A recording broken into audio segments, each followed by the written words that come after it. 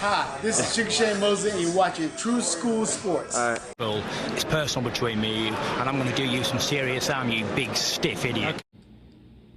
The untouchable True School Sports Empire proudly presents something the boxing game's been missing. Hey, what's going on? It's your boy BT, and I came here to talk some boxing with the thousands of True School Sports subscribers. Now, Conor Benn, the latest developments in this whole Conor Benn-Clomifene situation, because just every day there's something new about this whole situation, and it really is tragic to see what's happened to Conor Benn. You got really happy for the guy because he seemed to really be improving, and now we kind of know why he was improving. Hate to say it, but it's the truth. You know, he had these things in his system, and God knows what else he had in the system, because think about it, right?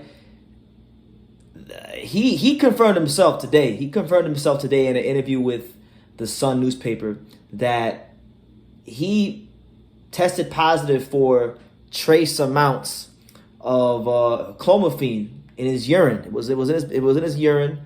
One of the tests that he failed was administered on July the 25th. The other one that he failed was administered on September the 1st. So he failed not one but two drug tests. And ain't it ironic? Because Conor Benn is an Eddie Hearn fighter, the same Eddie Hearn who was so quick to throw Jarrell Miller under the bus with 2, 3, 4 drug tests and things like that. And he wanted to have him banned and play holier than thou. But now that it's his guy, now there's a process. Now Conor Benn has to spend thousands and thousands of pounds to prove his innocence. And everybody at Matchroom Boxing looks like a complete buffoon because of this whole situation, and because of the fact that neither Conor Benn nor Eddie Hearn would just call it what it is. Conor tried to get a competitive advantage on Chris Eubank and the sport, and he got caught for doing it. But anyway, let's read not the whole excerpt because it's quite a lot of quotes, but I'll leave the article for you guys in the description so you guys can come to your own surmise. Let's read some of the quotes from Conor Benn in the Sun newspaper today as to what he said, and we'll dissect from there. He stated the following, and I quote, "I wouldn't want to fight without this being resolved, but should I really care about playing the system? I do, so I wouldn't. But part of me thinks if people are portraying me as the villain, I might as well be the villain, but I haven't really decided yet. I won't fight until this is resolved, with a 4 license or not. Whether people believe it or not, it is not down to me, but there comes a stage where you harden and think, F you then. I don't want to get to that point, but I also think I don't want to keep getting hurt by this. It's horrible dealing with this at 26 after working so hard every single day." And he wound up saying more. And then in a separate interview, he stated ironically with in Times Sport, he stated ironically, and I quote, "The whole life I live is completely against that. It is a risky sport. Steroid cheats should be banned for life." There you have it. So make of that what you will. But look, man, I don't know how on God's green earth they're gonna prove his innocence. And listen, I'm not judge, I'm not jury, I'm not executioner. So if there is any sort of way that they can legitimately prove that Conor Benn is innocent, and maybe that somebody drugged his thing or whatever, then I'll look into it for myself and I'll make my own decision. And we could always forgive. But this whole situation, I mean, if it looks like a cheat, it smells like a cheat. Oftentimes, it is a cheat. He went on to say, Conor, talking about that, they found the tiniest elements, the tiniest of traces in his system. So here's what I want to talk about, right? It doesn't matter if there's trace elements found in your system for a banned substance. It's a banned substance for a reason. If if VADA or WADA or USADA or whoever, UCAD, if they have banned substances and you test positive for it, it means that it was in your system and that those substances are not supposed to be there. It doesn't matter if it was a little, and it doesn't matter if it's a lot. Now, I'm gonna really sound like an asshole right here, but I feel like I have to make this analogy to bring my point home. If you're with a woman and I don't know, you guys are getting intimate and you only stick a little bit of yourself inside of her, y'all still had sex. Doesn't matter if it was a little bit or if it was the whole thing. Y'all still had sex. So it's the same shit when it comes to, and my bad for all the cursing and all the, weird analogies, but it boggles my mind when I start hearing fighters talking about trace elements and all these things. And man, you failed not one test, you failed 2 tests.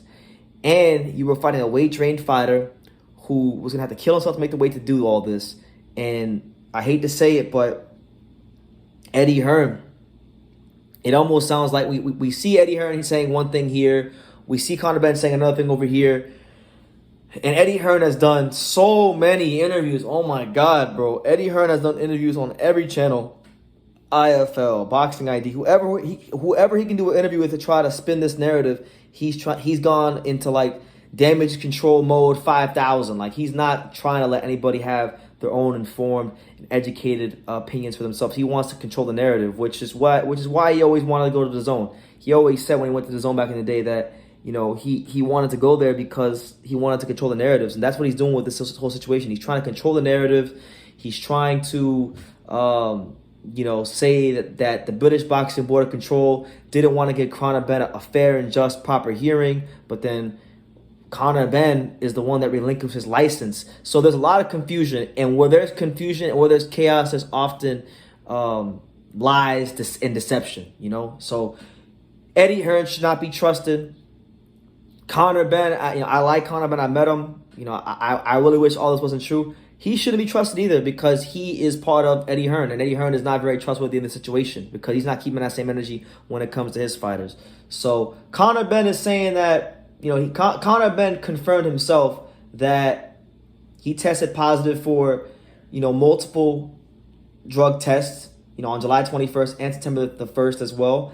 And pretty much that, he just feels like that people should be able to look at his character and what they've seen over the years through the television screen, and we should see that, he's just this innocent guy. But the reality is you had a banned substance in your system, which is, clomiphene. It's known to boost testosterone, and it's a PED that's used to cycle off stuff. Hence the reason why maybe you mistimed your cycle and there were trace elements left. I don't know. Only God knows. I'm not here to judge. I'm just here to talk about what's going on in boxing and keep my audience, the great viewers of True School Sports, up to date with what's going on with the situation, because it really is unfortunate, and it just goes to show you what's done in the dark will always come to the light, and you always have to maintain integrity at all costs. So listen, irrespective of what they're saying, let's wait for the more details to come out. But right now, the way I'm seeing it, I think Conor Benn is guilty. I think Eddie Hearn has really been exposed horribly, and even Conor Benn himself is saying that all PED drugs should be banned. So by his own logic, he should be banned from boxing. So, make of that what you will. But Conor Benn saying that he is innocent despite the fact that he tested positive for a banned substance in 2 VADA tests. He's saying that he's not really that bad because it was only a little bit and not a lot. So make of that what you will. Leave your comments down below. Make sure you guys take the time to subscribe. And like I say in every single one of these videos, you can love me or you can hate me, but I'm just a kid from Daniel. So until next time, take it, guys. And I think True School Sports, he's the truth.